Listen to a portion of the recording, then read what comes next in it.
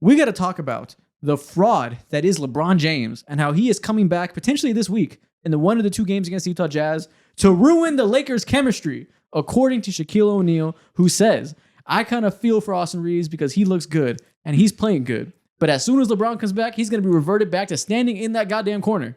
Yo, he hasn't watched Austin Reeves and LeBron since like 2021 or 2022. I don't want to hear any of that. Are you guys ready to see LeBron ruin the good vibes, ruin the white boy duo, Cooper in LA? I mean, I hope he doesn't. I hope LeBron can finally, not be selfish for once and think about the team and think about how he can think about how can I make this team better and not just get my 27, 7, and 7. Not be fucking toxic. Yeah. You want to be an all NBA? You want to be the GOAT? How about you go and get 10 rebounds, LeBron? How about that? Yeah, Bron. Let's actually listen to Shaq, a winner. Yeah.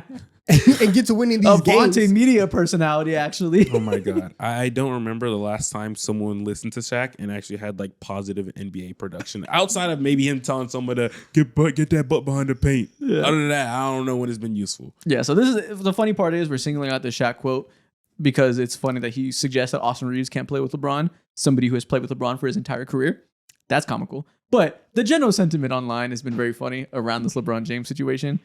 Obviously, we're joking. LeBron James is going to return this week. He's practicing in full today, Monday, November 17th. It's unclear if he's going to play tomorrow in the team's first game against the Jazz on Tuesday or on Saturday in their second game against the Jazz, which is crazy. They only have 2 games this week. Yep. So they've been put through the ringer. Yeah. Whichever game he comes back on, he has a chance to get some good amount of rest while playing some low-level competition and really get back in the swing of things.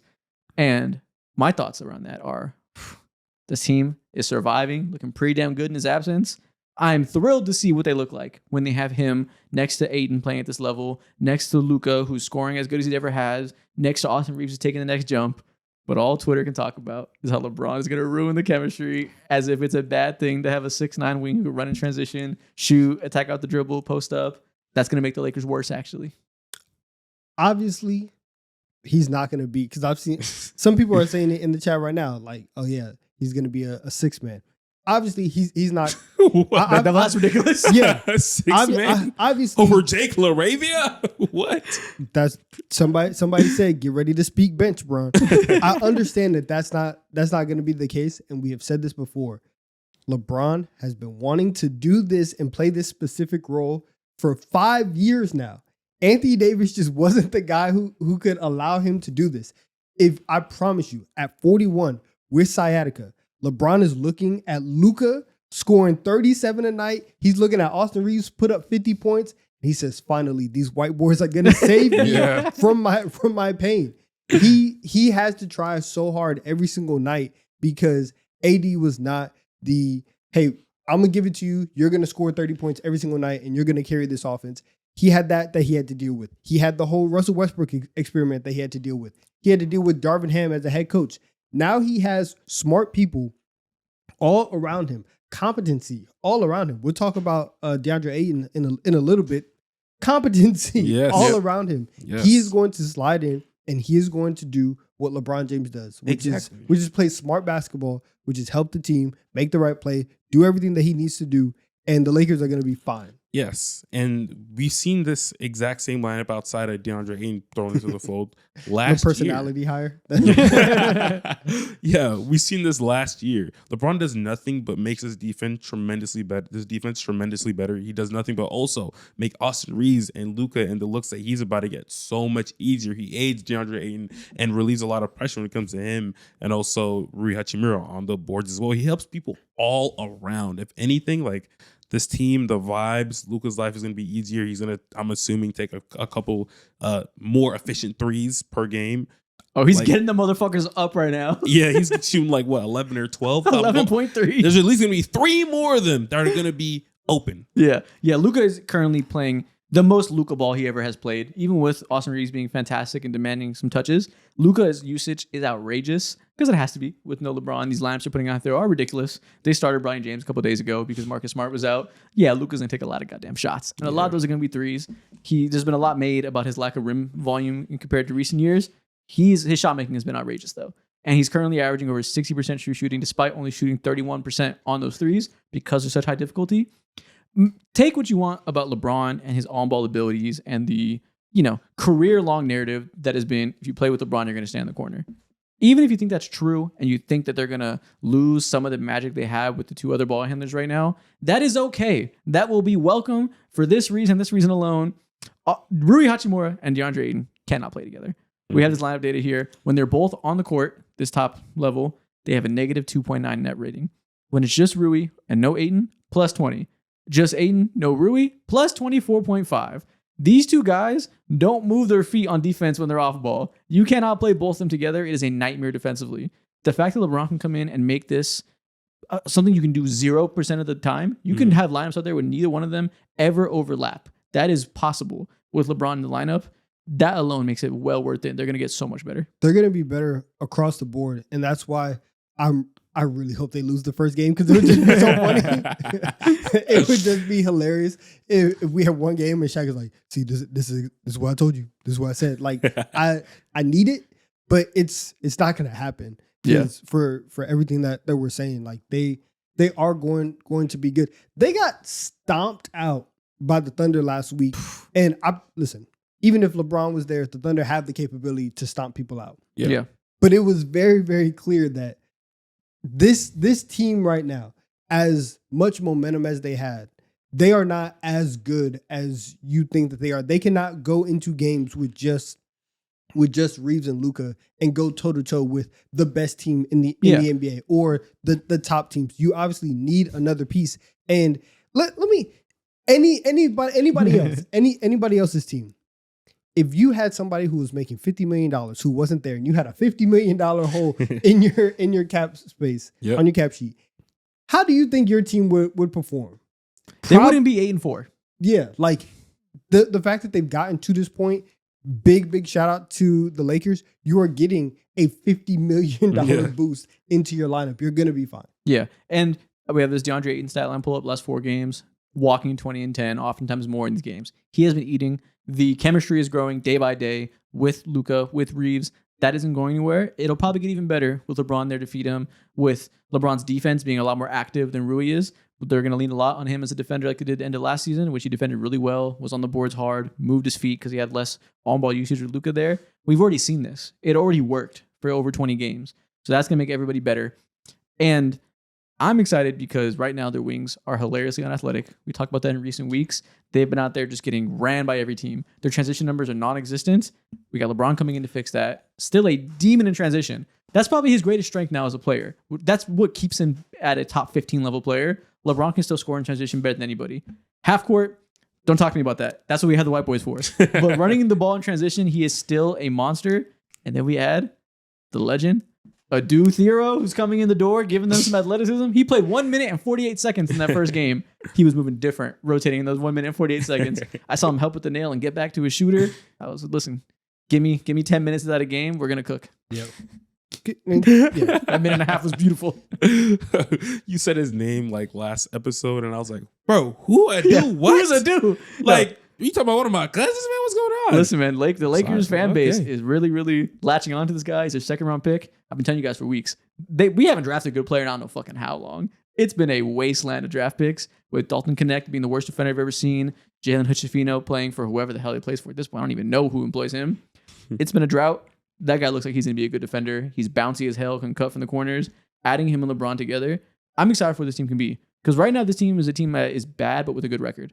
They're getting by with late game execution and Luka being amazing. Yeah. But they have like the 21st best offense, like the 15th best. 21st defense, like the 15th best offense. Their net rating is average as fuck. They're not currently someone you can project to be a great team. LeBron can change that. Yeah, like they just been doing their job and beating up all the teams that you should beat up on, whether it be the Kings and whoever else they played over the last few games, the Milwaukee Bucks who've been in and out or whatever. Like this team, in my mind, they're a clear, as is, tier 2 team in the Western Conference. They're doing what they're supposed to do. They can look anyone in the eye, whether it be the Houston Rockets or the Spurs, anybody. But when you talk about the other tier 1 teams in OKC and the Nuggets, that's where conversations end, because you just can't move like this. You can't risk and afford to have such a murky middle of the pack defense and be like one of the more predictable but still unstoppable offenses in the world, simply because you have Luka Doncic on your team. That can only get you so far, and it's just getting done enough. Now, I will say, if LeBron LeBron gets into this lineup and he plays the role that one he wants to play and the way that we all think that he can play, I do think there is a world where we get later into the season and the Lakers are in that tier 1 of contenders in the Western Conference. Yeah. Just because Luka's going so stupid. He's going so crazy that, okay, you add Austin Reeves and LeBron, and if Austin Reeves doesn't fall apart in the playoffs, then we can get somewhere. I think we can get to tier 1 if they do the trade everybody imagines they can do, and they trade Gabe Vincent, Maxi Kleba, and I'm forgetting who else. I guess Jared Vanderbilt's money, plus Dalton Connect and whatever amount of picks it needs to get a Dylan Brooks, an Andrew Wiggins, a Keon Ellis for a smaller deal, whoever it may be. If they can get that elite wing defender that they're clearly missing even with LeBron, then I can imagine we get into tier 1 talks. Because then you have the 3 stars, 6'9" wing, DeAndre Ayton, who I think is playing like an upper half of the league starting center. And you get to the bench and you still have Marcus Smart. You still have Jake LaRavia. You have Jackson Hayes, who has good connection with Luka as a lob catcher. You have some depth as well as having that top 5 that actually fits together. Without that elite wing defender via trade, tier 1's hard just because the Thunder are just so clear of everybody. Like they're tier 1 alone. Yeah, I do agree with that. With how we've been watching the OKC just do everyone the worst way, everyone just have like the worst shooting nights against them. Give them the NBA championship. Fuck this year. For the next 3-4 years, it doesn't matter at this point. I feel that. But also, if there's one person who doesn't care about any of that, is Luka Doncic. Yeah, and that was real fun to talk about in like 2018 NBA. These days are different. These playoffs where teams have kind of figured out how to not get beat by this heliocentric ball. I need to see some depth, and I need to see at least one more elite defender brought in, maybe even 2 before I can really think about that. I would still pick the Thunder. I do. I like they're obviously like tier of their own, but like that's crazy. But they can like I don't know. We saw the Nuggets with 5.5, 6 players last year, take them to 7. If is there a world where the Lakers can give the Thunder a competitive series? Yeah, probably. It wouldn't be if we simmed the season 100 times, it wouldn't be the dominant outcome. But I do see that there could be a world where it happens. And there's no guarantee the Thunder stay healthy. So that's always an elephant in the room. Every year we expect a certain champion. Very rarely does that champion walk into the playoffs fully healthy. We just saw with the Celtics last year, they had injuries and some other factors that played into them not living up to their potential. We literally see it every single season. So before we even get into crowning OKC, you have to get there first. And that's why teams play for second place in lopsided years where it seems like there's one juggernaut. Nothing's a guarantee. And if you tell me you think the Lakers can be as good or better than the Nuggets or the Rockets or whoever else you view as the cream of the crop outside of OKC in the West, I fully believe you. It can happen. I think they're like that. But it is kind of funny and kind of on paper, maybe alarming that all of that hinges on the fact that we're expecting LeBron James at this age to be a plus defender and like do all the little things. I think he can. I'm not writing off LeBron James at any point to do anything, no matter how many back injuries and old man injuries like sciatica come into place. But I will acknowledge it's a little bit funny that we're expecting him to be this weak side roamer that does all this stuff. If healthy, when we get to the playoffs, I won't pick the Lakers for that exact reason. But regular season, do I think that LeBron, who is ultimate, like the best, honestly, all time in terms of picking my spots and doing exactly what is needed on any given night? Yeah, I think we can go into the playoffs thinking that the Lakers have given us a body of work that makes us feel comfortable about them in the playoffs. However, for that reason, and it's the same reason why I picked against the Lakers these last couple years, is asking LeBron or AD to play 2 months of basketball at this intensity, especially when you get to the second round every other day. That's not a smart bet to do. So I won't pick them. But yeah, if we're just theorizing, filling out our brackets, doing all that stuff, yeah, we could talk about the Lakers in that way. I'm on the complete inverse of how you're thinking. I think LeBron's at this age where like everything you said, all that, fuck that, just wrong. Like I'm on the opposite side. No, I get it, but I think the basis of it, where it's like you think LeBron's at this age where you trust him to like do just enough to play productive basketball, be the smart connector, rebound, defend at a decent level. I think he's gonna save himself and prepare for himself to be ask for a ton of more different tasks once April, June hits if they're still playing and all that. I think he's smart enough at this age, and he also has like the most help that he's had as a Laker probably ever outside of that 2020 year to do those things. Yeah, and we'll see how that goes. Worth noting, we also got a quote today from LeBron where he said this wasn't the first time he's had sciatica, actually. He dealt with it 2 off seasons ago when he was what? That would have been his 38 off season, 39? Yeah. Yeah, so he's been dealing with this, not new, which I think is encouraging because we've seen him recover before. And if you're going to be on the opposite end and really doubt the Lakers and really doubt LeBron's ability to contribute, it would be that this is maybe an injury you don't come back from. It's something new. We've seen him deal with some other stuff over the years, but this is something that commonly gets referred to as a lingering type of injury. We've seen him deal with this. And in that season, we got this handy-dandy tweet from this person here that gave us the month-by-month breakdown of his season. He got better as the year went on. It makes sense. He came in points per game plus assists, 35 in the first month. By the time we got to April, 49.3. And that's without Luka. That's without Austin Reeves being at this level.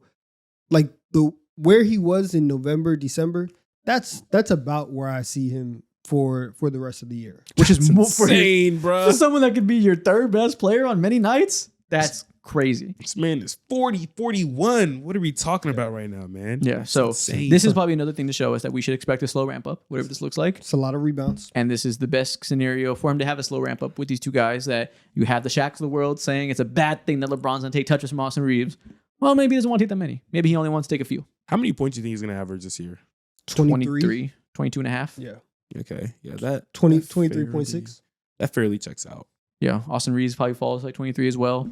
Luka's still average. Luka's like 35 right now, which is obviously not going to happen. Yeah. He's probably going to be at 29, 23, 29. I don't know about that. Aiden at 16 and a half. And There's nobody else scores. There's a lot of buckets to get around, man. Nobody else scores at all. Everybody else runs around. Oh, Rui's going to give you like a cool 10. Rui can go play for anybody else. You're tired of it. No, Rui would be fine as a 6-man. I'm so sick of watching him start. I pray to God that JJ Redick starts LeBron and starts Marcus Smart. If he starts LeBron and Rui together, I'm going to lose my goddamn mind. I'm so sick of watching Rui help defense from the 4. I think that's going to happen. He would be a very good 6-man. I think he's going to start LeBron and Rui. I feel like JJ Redick's love for Rui reminds me of Darvin Ham's love for Torian Prince, where just every starting lineup combination you saw had that motherfucker in it. You just see so much untapped potential in Rui. You got somebody who's like 6'9" who could shoot a little bit. He's like, yeah. He can dribble a little bit too. It's like, Well, yeah. I don't know about that part, Like- but he can get to his own shot with like one dribble, Exactly. Like just one dribble pull up, he got it. which is a great 6-man. With Aiden, it's a terrible front court. One in every 5 possessions, he give you a good Exactly. defensive effort. If you're in the Yeah, gym I like it. playing ones, one dribble pull up. Oh, he's yeah, I'm filthy. killing. Give me Yeah, Rui. yeah. And just he got a haircut. Everyone's talking about how handsome he is this year. It's coming different. JJ Redick isn't any different than us. He sees it. He's so online. He's not immune. Yeah. Not even online. He sees him in person every day. You think he's gonna bench that face? Mm-mm. Mm-mm. He's doing vlogs now. I saw him do a vlog in Japan. Rui? Yeah, Rui, and Oh, he wow. was speaking in Japanese. And everyone's like, that's what his voice sounds like. His voice is deep. People are thirsting after him. Oh my God. JJ Redick hears this every day. Of course, he's not going to bench him. These are the real agendas we're pushing. JJ Redick being in love with Rui.